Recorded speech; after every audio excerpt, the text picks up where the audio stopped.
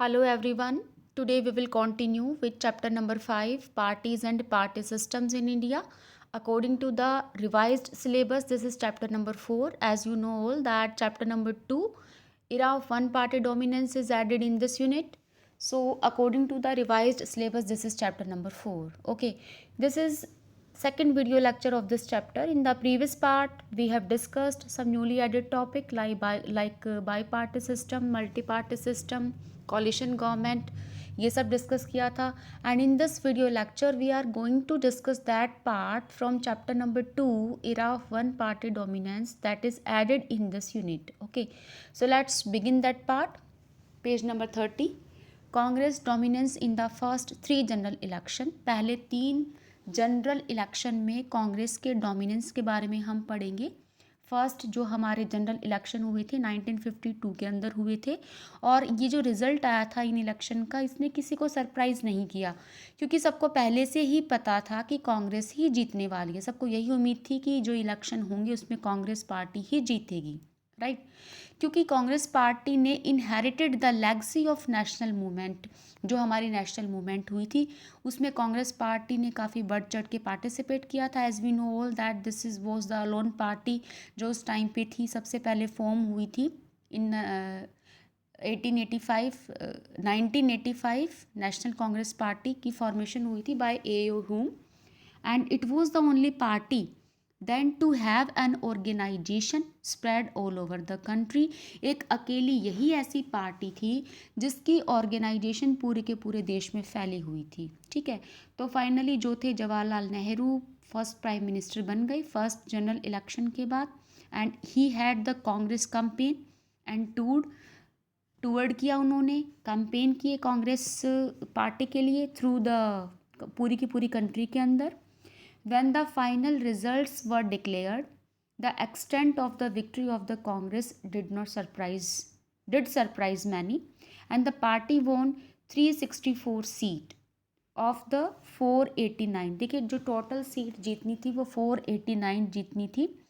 जो इलेक्शन थे हमारे 1952 के, और 489 में से अकेली कांग्रेस ने 364 जो थी वो सीट विन कर ली थी फर्स्ट लोकसभा इलेक्शन के अंदर.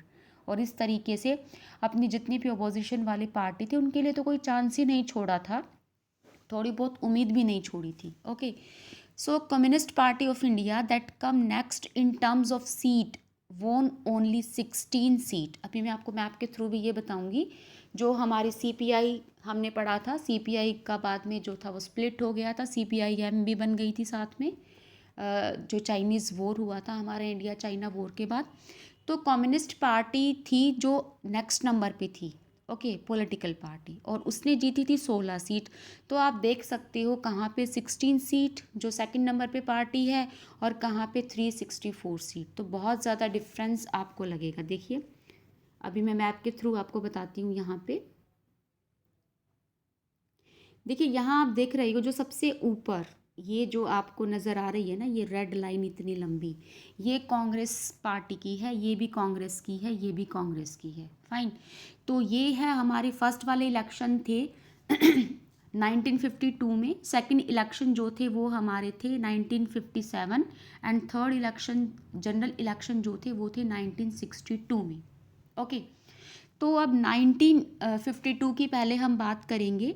1952 के अंदर यहाँ पे आप देख रहे हो 489 में से कांग्रेस ने गेन की 364 सीट, मीन्स 45% ऑफ वोट. क्योंकि जो परसेंटेज है वो टोटल जितनी भी वोट पोल्ड हुई उसमें से परसेंटेज निकालते हैं टोटल पॉपुलेशन की. तो 45% कांग्रेस ने वोट ली. सेकंड जो लोकसभा इलेक्शन हुए उसमें से टोटल सीट चाहिए थी 494, यहाँ पे दे रखी हैं. तो 494 में से उसने 371 सीट जो थी वो गेन की कांग्रेस ने, मीन्स 47.8% ऑफ वोट यहाँ पे कांग्रेस को मिले. और अगर हम थर्ड लोकसभा इलेक्शन यानी कि 1962 की अगर बात करें, तो यहाँ पे जो सीट चाहिए थी जीतनी कितनी थी 494 यहाँ पे जीतनी थी, और कांग्रेस को कितनी जीती कांग्रेस ने 361, यानी कि 44.4% ऑफ वोट कांग्रेस ने जीते. फाइन, तो अब जो ये देख रहे हो ना आप, इस ग्राफ के थ्रू आप देखोगे फर्स्ट नंबर पे कांग्रेस है, सेकंड नंबर पे जो ये 30 सीट मिली है ना, ये सेकंड नंबर, ये इंडिपेंडेंट कैंडिडेट है, यानी कि जिनकी कोई भी अपनी पार्टी नहीं थी, इंडिपेंडेंट कैंडिडेट जो थे उनकी सीट थी ये 37%। Okay, 37 seat, not percent. उसके बाद सीपीआई है आगे, अगर पॉलिटिकल पार्टी की बात करें तो जो 16 सीट मिली हैं ये सीपीआई को मिली है। और उसके बाद आगे सीपीआई को मिली है 27 सीट, जो सेकंड जनरल इलेक्शन थे लोकसभा के। और उसके बाद सीपीआई को मिली है 20 सीट्स, यहाँ पे आप देख सकते हो, ये इधर ये 20 सीट्स मिली हैं थर्ड नंबर पे। ये जो सेकंड नंबर पे एक और पार्टी आपको नज़र आ रही है ना, ये इंडिपेंडेंट कैंडिडेट की सीट्स हैं। फाइन। तो अब यहाँ पे हम देख सकते हैं इतनी ड्रास्टिक जो विक्ट्री मिली थी किसको, कांग्रेस पार्टी को, पहले 3 जनरल इलेक्शन के अंदर। क्योंकि कांग्रेस पार्टी जो थी वो फ्रीडम स्ट्रगल में, जो जितने बड़े बड़े लीडर्स थे कांग्रेस पार्टी में थे, उन्होंने फ्रीडम स्ट्रगल में पार्टिसिपेट किया। तो लोगों के मन में एक छवि बन गई थी कि भाई यही हमारे पालनहार हैं और यही हमें जो है हमारी नैया पार लगाएंगे। दूसरा, जो कांग्रेस के लीडर्स थे वो लोगों के बीच में जाते थे, लोगों से बातचीत करते थे, मतलब एक तरीके से ग्रास रूट लेवल से जुड़े हुए थे। कांग्रेस जो पार्टी थे उसके जो मेंबर थे, उसके जो लीडर्स थे, लोगों से ग्रास रूट लेवल से जुड़े हुए थे। सो इसलिए विक्ट्री तो होनी ही थी। Fine. Okay, state election also held with the Lok Sabha elections. Lok Sabha election के साथ साथ जो थे वो स्टेट इलेक्शंस भी हुए थे। And the Congress scored big victory in those elections as well. उनके साथ साथ लोकसभा इलेक्शन के साथ साथ कांग्रेस के अंदर जो लेजिस्लेटिव असेंबली इलेक्शन थे, स्टेट इलेक्शन थे, उनके अंदर भी भारी जीत मिली थी। इट वोन ए majority of seats in all the state. सिर्फ किसको छोड़कर, ट्रेवेंकोर कोचीन को छोड़कर, जो आज के नाम पर केरला के नाम से जाना जाता है, टुडेज इट इज़ केरला, उस टाइम पर इसको ट्रेवेंकोर कोचीन के नाम से जाना जाता था। सिर्फ यहाँ छोड़कर, यहाँ इसको प्रॉपर मेजोरिटी नहीं मिली थी पूरी की पूरी। और मद्रास के अंदर, मद्रास जो आज के टाइम पे चेन्नई के नाम से जाना जाता है, ओडिशा जो कि ओडिशा के नाम से जाना जाता है, इन स्टेट को छोड़कर बाकी कंप्लीट विक्ट्री किसके हाथ में थी, कांग्रेस के हाथ में थी। यहाँ पे भी उनकी कॉलिशन गवर्नमेंट बन गई थी, ऐसा नहीं है कि यहाँ पे दूसरी गवर्नमेंट, किसी दूसरी पार्टी ने सरकार बनाई थी। Okay, so finally even these states the Congress form the government. आखिरकार कांग्रेस ने यहाँ पे अपनी गवर्नमेंट बनाई। And so the party ruled all over the country at the national as well as the state level. Jawaharlal Nehru became the first prime minister after the first general election. यहाँ तक आपको clear हो गया। उसके बाद आपको बताया जाता है कि second general election and the third general elections held in 1957 and 1962। अभी मैंने आपको ग्राफ के थ्रू समझाया भी था। The Congress maintained the same position. दोनों में कांग्रेस ने सेम पोजीशन जो है वो मेंटेन रखी। And in the Lok Sabha by winning 3/4 of the seat. 3/4 seat जीतना कोई छोटी मोटी बात नहीं है। None of the opposition party could win even 1/10। कोई भी ऐसी ओपोजिशन पार्टी नहीं थी जो इवन 1/10 वोट भी जीत पाए, उनके साथ में खड़ी हो पाए, ऐसी कोई भी ओपोजिशन पार्टी नहीं थी। Okay, so in the state assembly election the Congress did not gate majority in the few cases. लेकिन अगर हम स्टेट की बात करें, देखिए लोकसभा इलेक्शन में तो लगातार उनकी विक्ट्री एज इट इज़ रही, लेकिन अगर हम स्टेट की बात करें तो स्टेट इलेक्शन में लाइक द केरला, जो सेकंड हमारे जनरल इलेक्शन हुए थे, केरला के अंदर जो जीती थी वो थी सीपीआई। ओके, सीपीआई के बारे में अभी मैंने आपको बताया भी था, कम्युनिस्ट पार्टी है ये सीपीआई। तो ये इस पार्टी ने, जो कम्युनिस्ट पार्टी ऑफ इंडिया थी, इसने वहाँ पे मेजोरिटी गेन की थी केरला के अंदर 1957 में। Okay, so the extent of the victory of the Congress was artificially boosted. देखिए यहाँ पे जो वर्ड यूज़ किया गया है ना, आर्टिफिशियली बूस्टेड। आर्टिफिशियली बूस्टेड का मतलब है कि ये पूरे तरीके से जो ये है ना, आर्टिफिशियल माना जाता है हमारा जो इलेक्शन सिस्टम है, यानी कि first past the post system, FPPT system को यहाँ पे एक आर्टिफिशियल इलेक्शन सिस्टम माना है।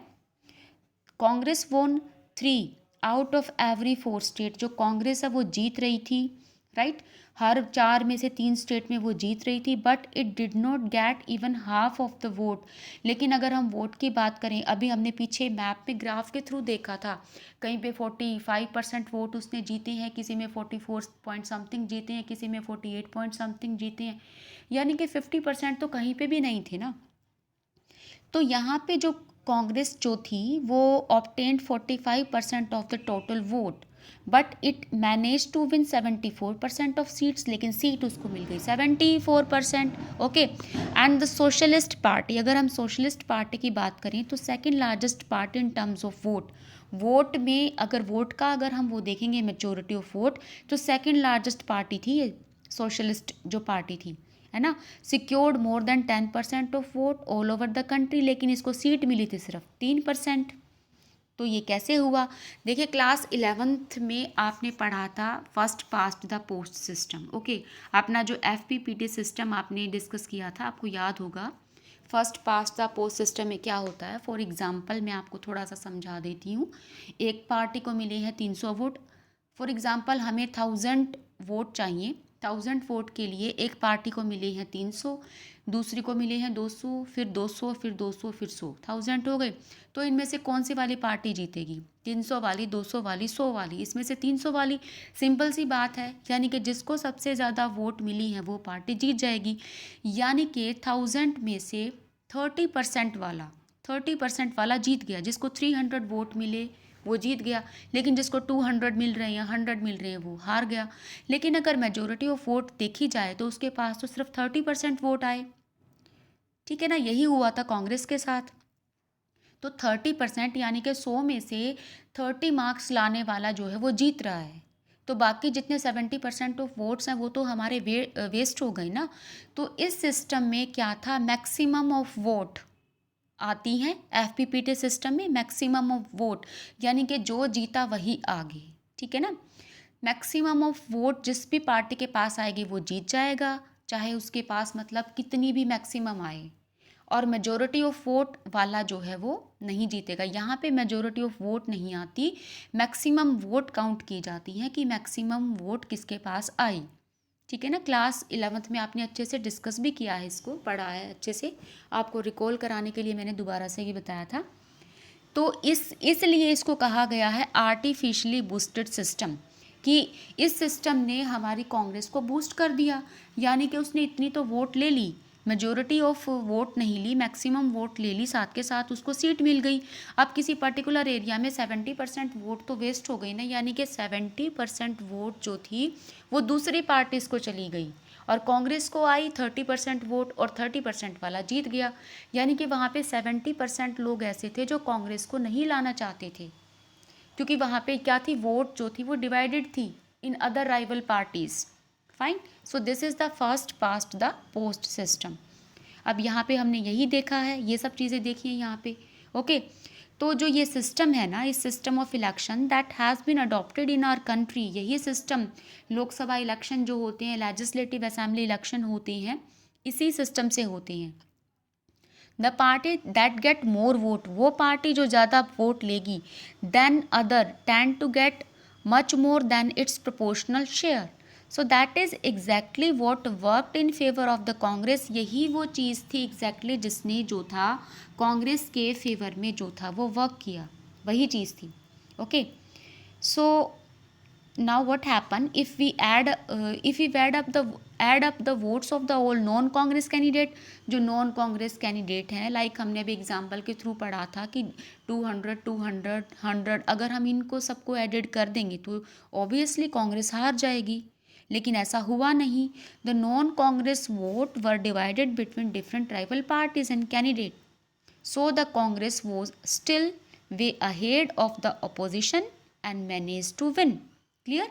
इस first pass the post system की वजह से ही कांग्रेस को देखो इतनी ड्रास्टिक जो था वो विजय मिली, इतने अच्छे तरीके से वो जीती। और ऐसा नहीं है कि सभी लोग चाहते थे कि कांग्रेस पार्टी आए, बहुत सारे नहीं भी चाहते थे, लेकिन हमारे इस सिस्टम ने उसको बूस्ट कर दिया। वोट तो ज़्यादा मिली ही, साथ के साथ इस सिस्टम ने भी उसको बूस्ट कर दिया। राइट।